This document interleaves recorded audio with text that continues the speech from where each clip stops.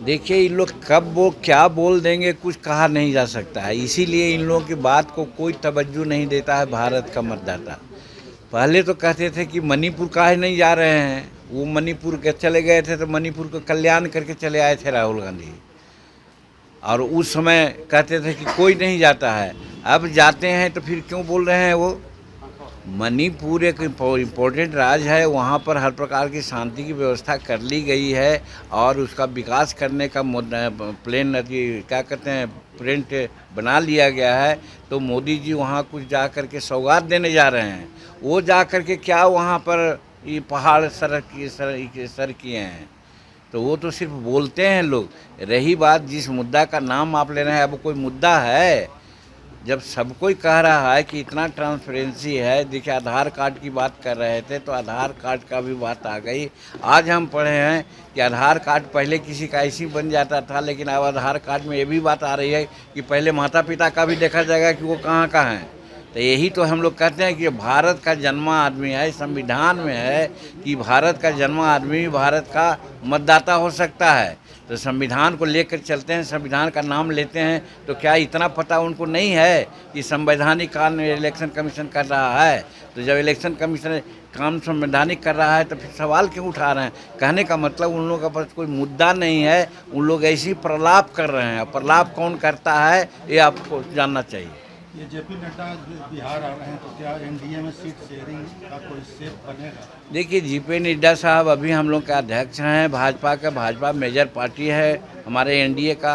वो अपना विकास के काम में भी आ रहे हैं, कुछ आए हैं तो स्वाभाविक है कि राजनीतिक चर्चाएं होगी। और अब तो बहुत नज़दीक है, इसलिए एनडीए में सीट शेयरिंग की बात भी होगी। तो वो आए हैं तो भाजपा के लोगों से बात करेंगे। अगर एनडीए से बात करने की बात होगी तो हमारे लोगों को भी मौका मिलेगा, तो हम लोग भी जा कर के अपनी बात को कहेंगे। तो इसलिए यहाँ आए हैं तो ज़रूर एनडीए के लोगों को अगला जो चुनाव बिहार का है उसमें सीट शेयरिंग के बारे में ज़रूर वार्ता करेंगे, ऐसा हमको पता है। कोई इसमें कहिए कि आधिकारिक जानकारी नहीं है, अपना अंदाज से हम कर रहे हैं। घटक दलों के बीच टिकट की संख्या को लेकर कोई भी हिच नहीं है, कोई हिच नहीं है। यहाँ पर सब नरेंद्र मोदी जी और नीतीश कुमार की बात चल रही है। नरेंद्र मोदी और नीतीश कुमार जिसको जितना सीट कह देंगे वो सीट पर सब लोग लड़ेंगे। अगर इसके विरुद्ध अगर किन्हीं को लड़ना है, आजमाना है ताकत, तो वो आजमा ले ताकत, उसमें छूट है उनको। सर, शंकराचार्य जो है वो उन्होंने कहा है कि बिहार में जो है 225 सीटों पर वो चुनाव लड़ेंगे, क्या लगता है? अब जमहूरियत है, यहाँ पर 225 पर हो तो 242 सीट पर चुनाव लड़ें, इसमें क्या दिक्कत है भाई? यहाँ कोई ये जनतंत्र में तो किसी को लड़ने का मैंने रोक नहीं है, लड़ें वो। उन्होंने ये भी आरोप लगाया कि मोदी जो बोलते हैं वो करते नहीं हैं, जो कहते हैं वो होता नहीं है। वो गंदा आदमी है, तो शंकराचार्य का ये टाइटल है, हट जाना चाहिए। नरेंद्र मोदी जी ने कहा था पाकिस्तान को कि हम ऐसा तुमको मार करेंगे कि तुमको पता भी नहीं चलेगा। और देखा ऑपरेशन सिंदूर के माध्यम से क्या किया गया, बर्बाद कर दिया गया उसके आतंकवादी अड्डों को। जो पाकिस्तान तो क्या कहेगा, संसार के लोग कह रहा है, तो इस शंकराचार्य को पता नहीं है। दूसरी बात, भारत आर्थिक व्यवस्था के दृष्टिकोण से 5वां पायदान पर था, अब चला आया 4था पायदान पर। हम 27 या 28 में 3रा पायदान पर आ जाएंगे, ये शंकराचार्य जी को नहीं सोचता है। तीसरी बात, चंद्रमा का दक्षिणी छोर पर कोई नहीं गया था, भारत के वैज्ञानिक चला गया है, ये नहीं सोचता है उनको। तो हर दृष्टिकोण से हम नरेंद्र मोदी जी के कर कमलों से भारत आगे सशक्त है, बढ़ रहा है।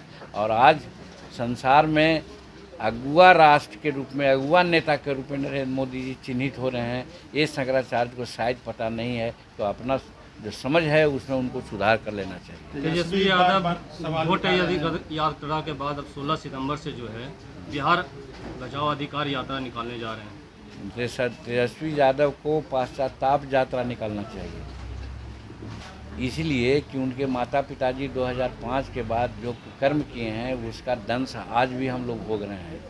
आज शेड्यूल कास्ट, अति पिछड़ा ओबीसी को बिहार सरकार रहने के लिए जो ज़मीन दिया है और सीलिंग का भूमि सुधार का, माने भूदान का और फिर बिहार सरकार का जितनी ज़मीन का पर्चा दिया है तेजस्वी यादव के लोगों के कब्जे में ही 70% है। तो वो जाकर के पश्चाताप करें और छुड़वावें कि यहाँ के शेड्यूल कास्ट और लोगों के पास जो सरकार ज़मीन दिया है रहने के लिए और खेती करने के लिए, उसको कृपया करके छुड़ावें। तो मैं तो कह रहा हूँ कि वो पश्चाताप यात्रा करेंगे। लायन ऑर्डर पर भी लगातार सवाल उठा रहे हैं तेजस्वी, कल भी बोले हैं बिहार के। कितना बुलाइएगा हमको? लॉ एंड ऑर्डर पर बोलने का उनको कोई अधिकार नहीं है, इसलिए कि मैं साक्षी हूँ, उनके साथ रहा हूँ। जब चोरी होती थी, किडनैपिंग होती थी, तो उनके पिताश्री एक अन्य मार्ग में लोगों के बीच में समझौता कराते थे और कहते थे हो ये सब भूखल बड़न हो, एखनी के कुछ पैसा दे दा, गाड़ी छूट जाए, आदमी छूट जाए।